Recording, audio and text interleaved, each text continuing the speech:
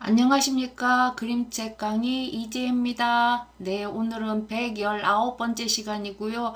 제가 오늘 선택한 그림책은 자유의 길입니다.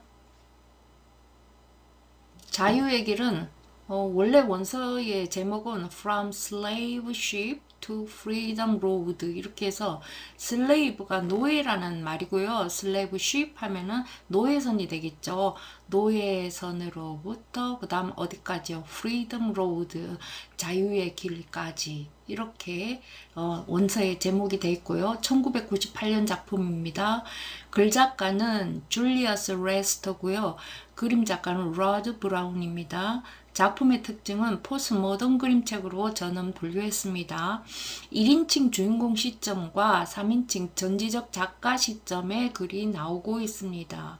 그리고 세 가지 서체가 나오고 있고요. 그 다음에 여기 이 그림책의 주제는 흑인의 노예제도에 대해서 한번 알아보자는 것입니다. 작가 소개를 해보겠습니다. 작가 줄리어스 레스터는 수상 경력에서 누베리 아너를 받았습니다. 누베리상은 글작가에게 주는 상입니다. 줄리어스 레스터는 글작가죠. 근데 누베리를 받았다 이러면은 그림 작가가 칼데코상을 받은 거하고 같은 것입니다. 그래서 누베리 이러면 이게 굉장한 글솜씨가 있는 글작가님이시구나 이렇게 보시면 돼요. 그래서 누베리 아너를 받은 작품이 그 아래에 To be a slave 예.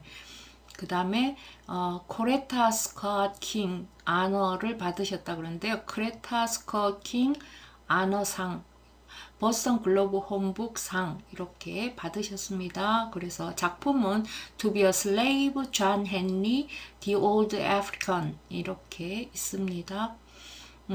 이 그림책의 내용은 무기를 든 힘 있는 사람들이 어느 날 아프리카에 쳐들어와서 아프리카에 있던 그 원주민들을 강제로 이제 노예선에 태워서 이제 가는 거예요. 자기들 본국으로. 네. 그래서 여기는 노예선에 태워진 사람들이 노예가 되었던 이유 없이 노예가 되었던 그 사람들, 그러니까 아프리카 사람들은 원주민들이 백인이라기보다는 흑인이죠. 흑인이고 그들의 삶이 어떻게 되었을까요? 친구들은 혹시 흑인을 본 적 있나요? 그러니까 우리는 유색인종으로 분류되고 있고요.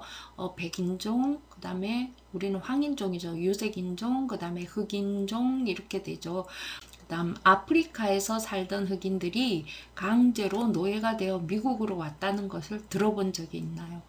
참 남의 나라 역사지만 참 마음 아픈 역사입니다.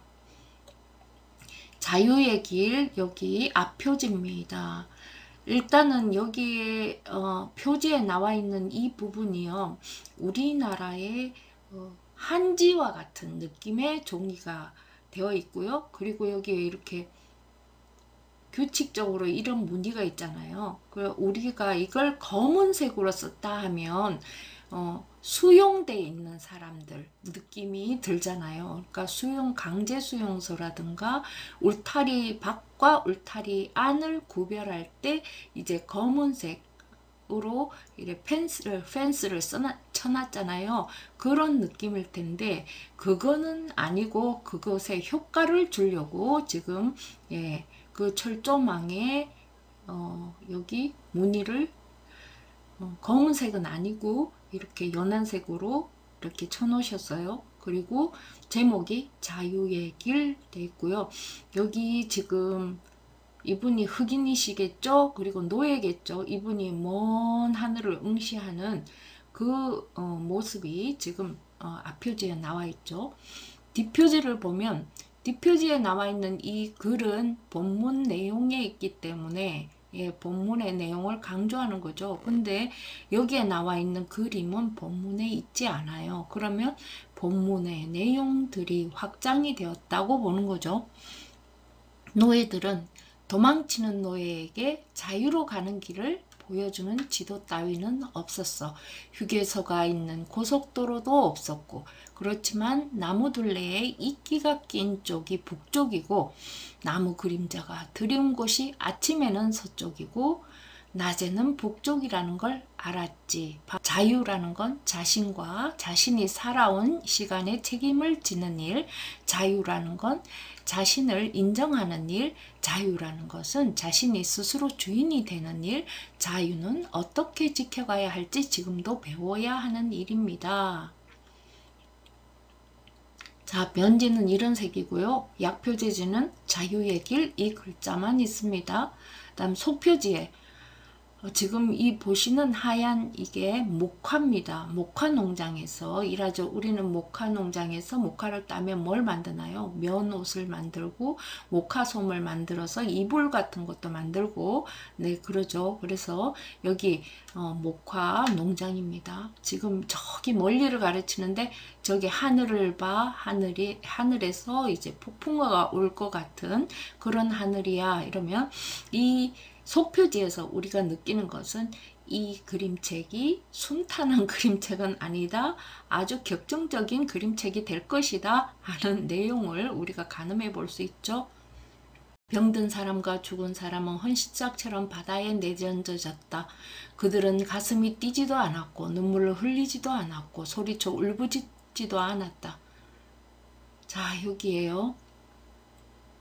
여기 죽어가는 이 검은 피부를 가진 사람을 그리신 거예요. 이 범선이 있었던 시기가 언제냐, 역사적으로 그런 걸 이제 알 수 있게끔 배가 범선으로 그려진 거죠.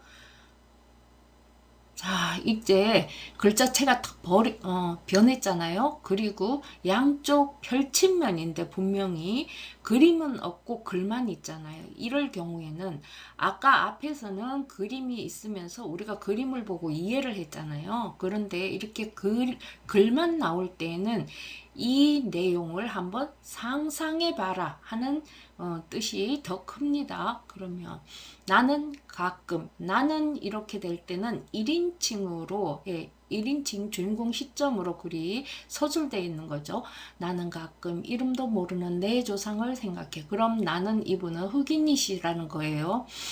여기에 나오신 작가가 네 교수님이면서 사진 작가이시면서 네 그런 역할을 하시는 분이에요. 그럼 흑인이시니까 자기 조상에 대해서 얘기한다고 하죠. 헌신짝 버리듯 너무나 쉽게 바다에 내던져지는 친구의 모습을 지켜보아야 했던 내 조상을 아프리카 서해안에서 북아메리카 동해안까지 석 달이나 걸리는 기나긴 백길에서 젊고 건강한 이들만이 살아남았지. 살아남은 이들은 마침내 배가 북아메리카에 닿았을 때 바다에 버려진 친구들 생각에 악몽에 시달리고 있었지. 푸른 바다에 하염없이 둥둥 떠다닐 검은 육체가 눈에 아른거렸을 것이고 구슬프게 우는 갈매기 소리, 스산하게 불어대는 바람 소리가 귓가에 울렸을 테니까. 그렇게 많은 아프리카 사람이 바다에 버려졌고 상어들은 그들이 내던져지길 기다리며 노예선을 따라다녔지. 1518년에서 1865년까지 영국, 네덜란드, 포르투갈, 프랑스, 미국의 노예선이 아프리카 사람을 북아메리카로 실어 날았지. 그들은 북아메리카에서 아무 대가도 없이 일을 해야만 했어.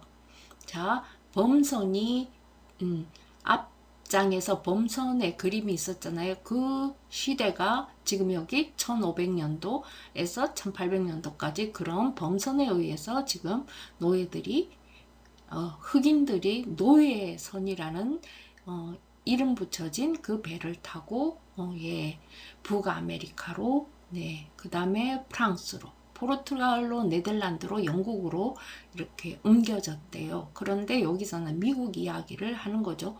그들은 북아메리카에서 아무 대가도 없이 일을 해야만 했어. 그러니까 돈을 받는다거나 노동에 대한 대가가 없었다는 거죠. 그 다음 아프리카 사람 수천만 명이 실려갔어. 그 가운데 얼마나 많은 이들이 죽었는지는 아무도 몰라. 상어만이 알 뿐. 이 그림을 보고요. 너무 충격이었어요. 자, 차곡차곡 쌓여있네. 관처럼 좁고 관처럼 캄캄한 그런 판자 위에 똑바로 차곡차곡 쌓여있네. 산채로 산채로 그렇게 산채로. 이거 죽은 분이 아니고요. 돌아가신 분들이 아니고 살아있는 분들을 이렇게 목에다가 쇠사슬을 묶고 발에다가 쇠사슬을 묶어서 이렇게 싣고 갔다는, 네, 노예선 안에 노예선에 실려갔던 분들을 얘기하는 거예요.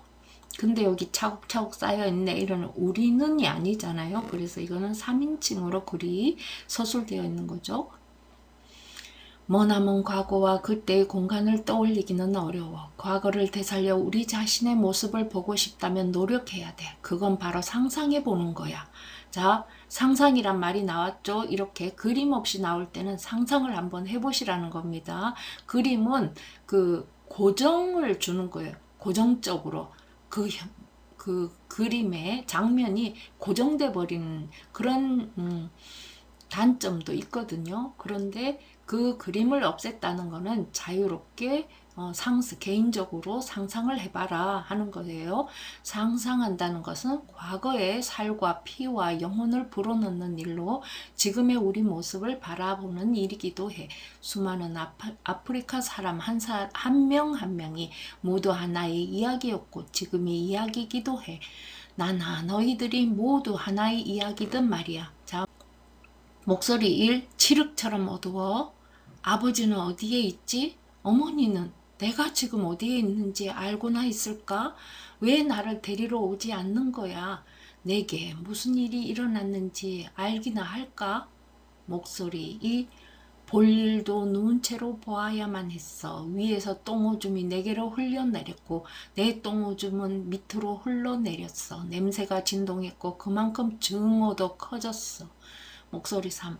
내 손목과 발목은 양쪽 사람과 쇠사슬에 묶여 있어. 일어설 수도 없고 몸을 돌릴 수도 없어. 내가 왜 이런 일을 당해야 하지? 도무지 이해가 안 돼. 아프리카 사람이 느꼈을 감정을 상상해 본 거야. 만약 내가 어디로 끌려가는지도 모르고 또 끌려가서는 무슨 일이 일어날지도 모른다면 어떻겠니? 내가 아프리카 사람이 되어 한번 생각해 보렴. 자, 지금 목과 팔과 발에 모두 지금 쇠사슬로 묶인 거예요. 분노는 가슴 속에, 분노는 증오와 함께, 분노는 커져가고 분노는 깊어가네. 상상해 보기 1. 맑은 날 갑자기 우주선이 날아와 낯선 피부색의 사람들이 너를 우주선으로 끌고 가. 네 식구, 네 이웃, 네 친구들을. 우주선이 너를 싣고 석 달이나 날아다니다가 어딘가에 내려. 넌 알지도 못하는 낯선 곳에 있고 그곳 사람들은 내가 들어본 적도 없는 말로 이야기를 해.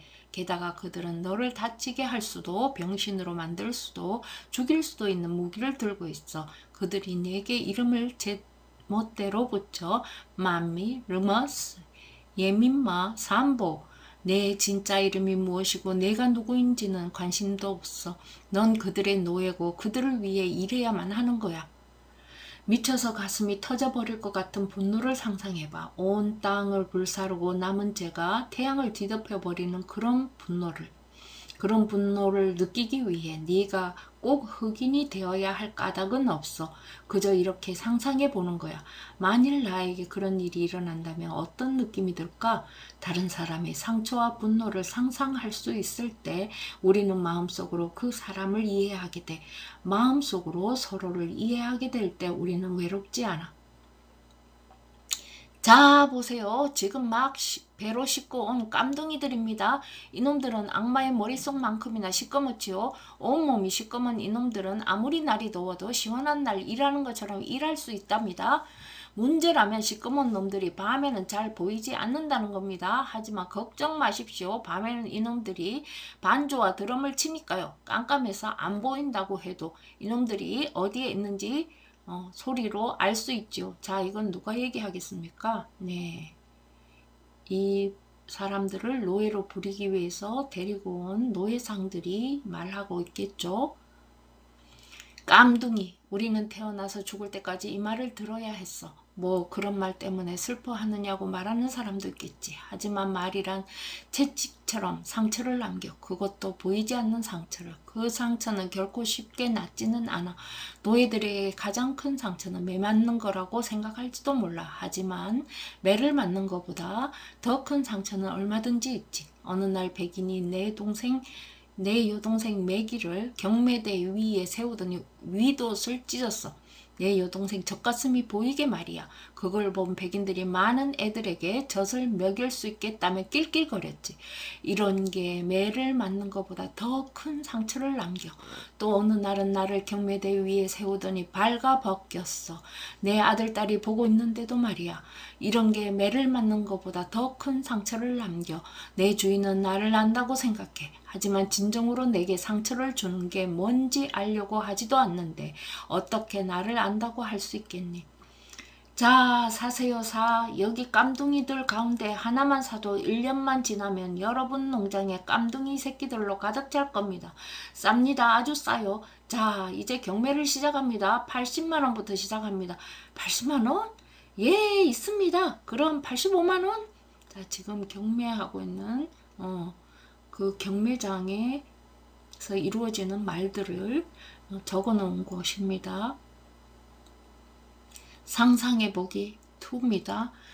흑인이여 솔직해지자. 우리는 노예의 후손이라는 사실을 부끄러워하지 않았던가. 백인의 옷을 빨고 있거나 백인의 밭을 갈고 있는 흑인 여자를 보면 우리 몸이 움츠러들지 않는가. 왜 우리가 부끄러워해야 하는가. 백인이 부끄러워해야 하지 않는가. 만미를 봐. 만미의 단단한 어깨와 굳센 팔을 봐. 발을 봐. 만미의 발이 얼마나 단단하게 땅을 디디고 있는지를 봐. 이 여자의 얼굴을 봐. 어떤 모습으로 보이니? 반항? 분노? 아니면 참고 있는 모습? 이제 사라 제인을 봐. 이 여자는 체념한 듯이 보이지. 하지만 정말 그럴까? 너는 자유롭다고. 정말 그럴까?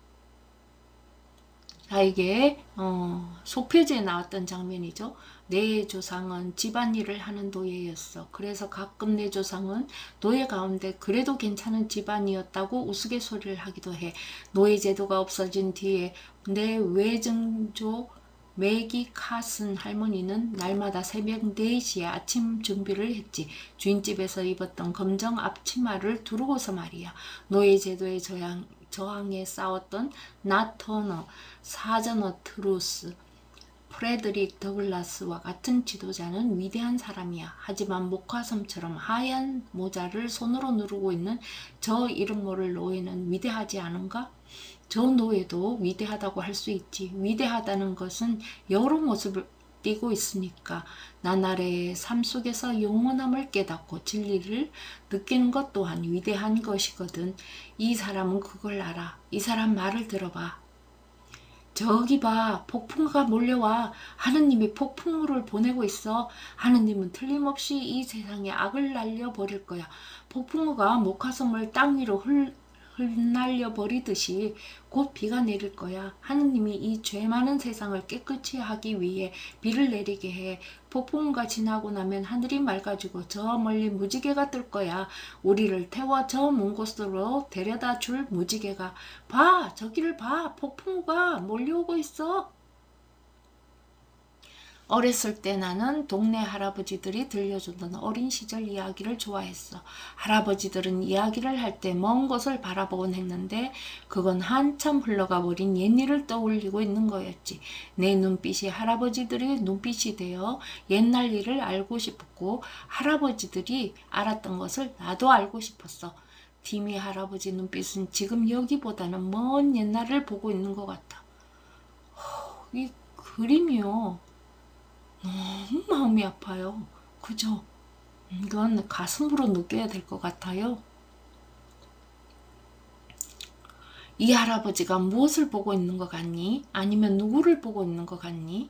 만일 내가 할아버지에게 물어볼 수 있다면 뭘 묻고 싶니?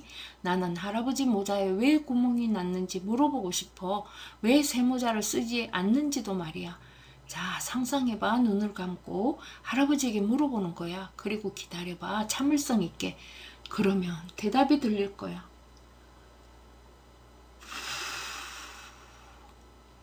자, 티미 할아버지가 대답합니다.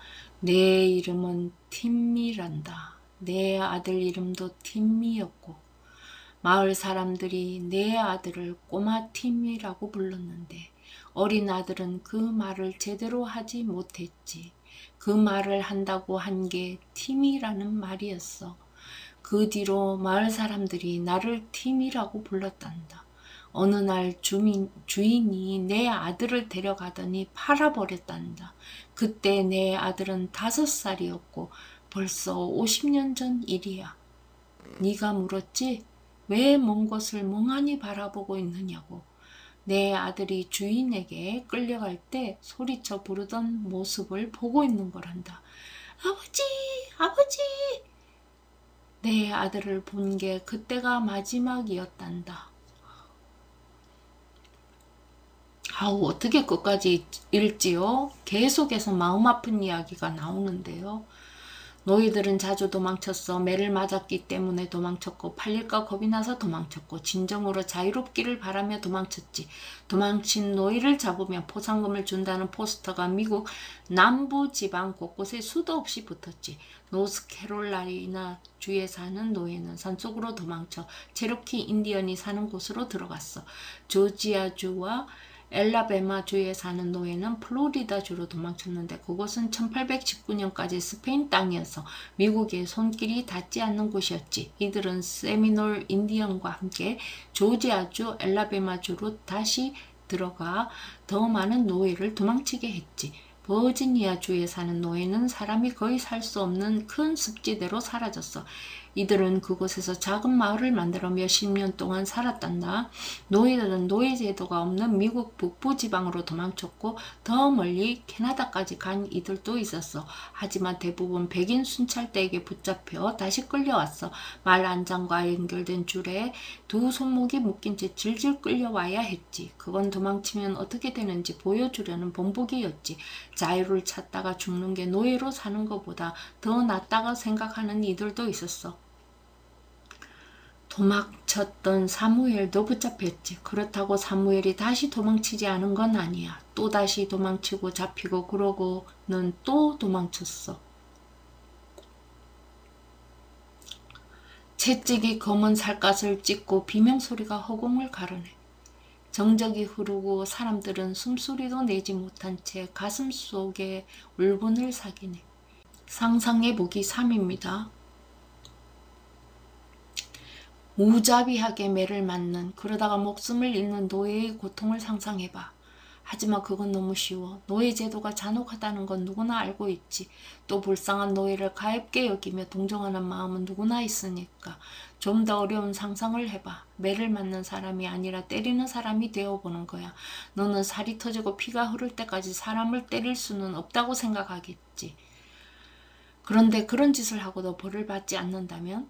누군가를 때렸는데도 다른 사람이 이를 칭찬하고 잘한 일이라고 한다면 그럼 어떻게 될까?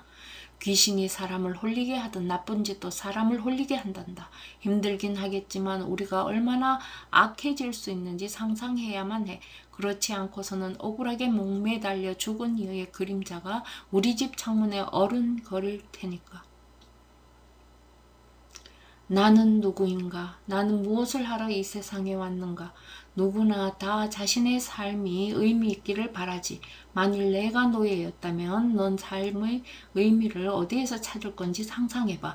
하느님이 너를 저주해서 너는 하늘나라에 가서도 백인을 섬겨야 한다고 백인 전도사가 말했다고 생각해봐. 그럼 그 하느님은 누구의 하느님일까? 성경에는 모든 사람은 하느님이 형상대로 만들어졌다고 하지 않았던가? 그 말은 하느님도 너의 모습과 같다는 것일 텐데 한밤중에 너는 숲속에 들어가 너와 같이 생긴 하느님에게 기도를 해. 우리들도 기억해 달라고 말이야. 하느님은 사자 동굴에 갇힌 다니엘을 구하시지 않았던가? 다니엘을. 그런데 왜 우리는 구하시지 않나? 이게 미국 흑인 연가 속의 가사입니다. 우리는 누구고 우리는 무엇을 하러 이 세상에 왔는가를 알아야 해. 우리는 이야기를 나누면서 삶의 의미를 발견하지. 노예를 마음대로 다루기 위해서는 노예가 자기 자신과 자신의 문화를 깨닫지 못하게 해야 한다는 걸 노예 주인과 전도사는 알고 있었어. 노예는 노예 주인이 들려주는 이야기만 들어야 했지. 그렇지만 노예들은 서로 이야기를 나누었단다. 할아버지는 아이들에게 무슨 이야기를 들려주고 있었을까? 어떤 아이는 왜 웃고 있을까? 이 아이들은 자라서 어떤 이야기가 될까? 그리고 너는 누군가에게 소중한 사람이 되어라. 진정으로 다른 사람을 소중히 여겨라. 그게 사람답다는 것 아니겠는가? 진정으로 누군가를 소중히 여긴다면 그 사람에게 상처 주기보다는 내가 상처받는 게 나을 것이다. 진정으로 그 사람을 소중히 여긴다면.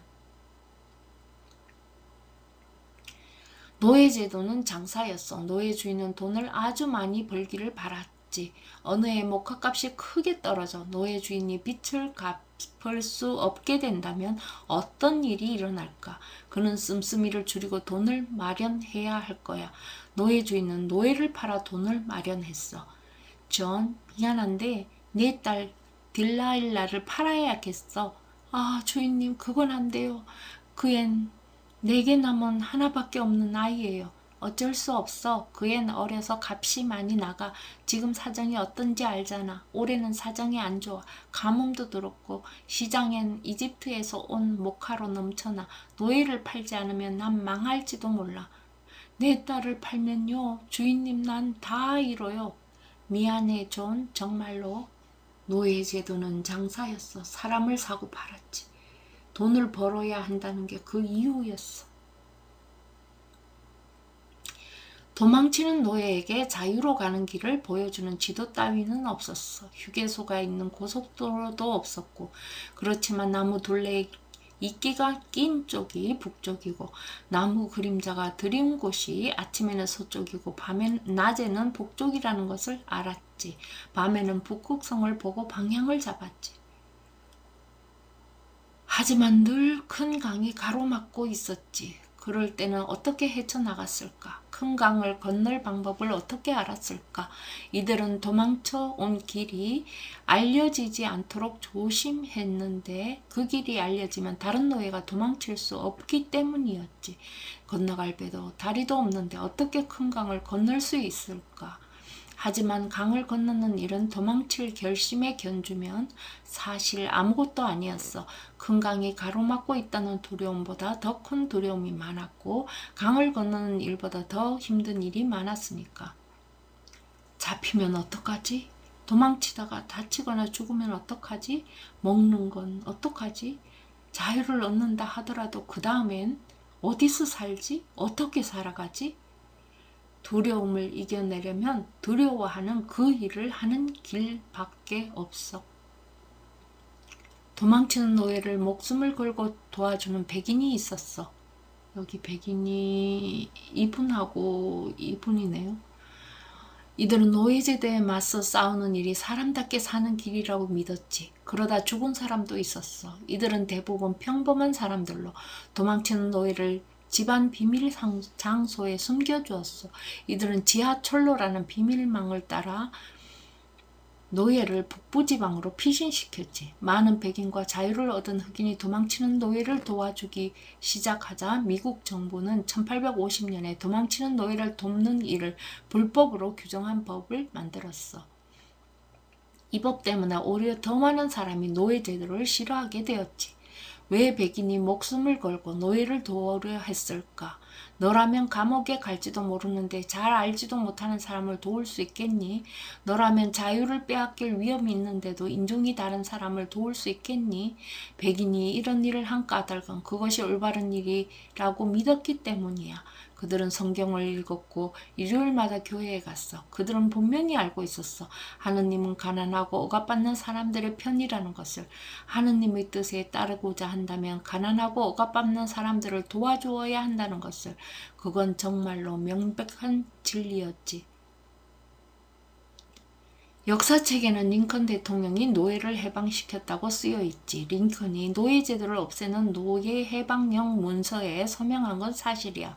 하지만 모든 공을 링컨에게만 돌리는 건 옳지 않아. 노예와 흑인이 스스로를 위해 한 일을 잊지 말아야 해.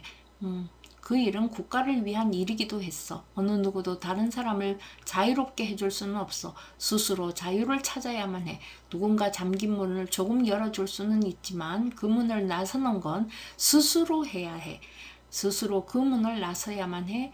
1861년 남북전쟁이 일어났을 때 노예와 흑인이 그렇게 했단다. 남북전쟁은 미국이 노예제도가 없는 하나의 국가가 될지 아니면 노예제도가 있는 남부와 노예제도가 없는 북부 두 개의 국가가 될지를 결정하는 전쟁이었지. 흑인은 백인만 목숨을 걸고 싸우는 게 옳지 않다는 걸 알고 있었어. 백인은 팔다리를 잃고 때로 죽기도 하는데 흑인은 몸 하나 다치지 않고 가만히 지켜보고 있는 것이 옳지 않다는 것을. 북부군이 농장 가까이에 오면 흑인은 떼를 지어 달려가 싸우게 해달라고 말했어. 북부에서는 노예 지도자 프레드릭 더글라스가 이끄는 흑인들이 군대에 들어가게 해달라고 정부에 요구했어. 더글라스는 미국 대통령과 처음으로 만난 흑인이었어. 그는 링컨에게 전쟁에서 싸울 흑인 부대를 만들어 달라고 했고 링컨은 그 말을 받아들였지. 노예 제도를 끝장내려면 그 제도로 가장 고통을 받는 이들이 죽기 살기로 싸울 때만 가능해. 노예와 흑인은 정말 그렇게 했어. 자유를 꿈꾼다는 건 어떤 것일까? 오랫동안 꿈꾸어왔지만 도저히 이루어지리라 생각지도 못했던 자유를 얻게 된다면 어느 날 여느 날과 똑같이 너는 밭에서 일을 하고 있었어. 푸른 군복을 입은 북부군이 말을 타고 주인 집으로 가는 게 보였지.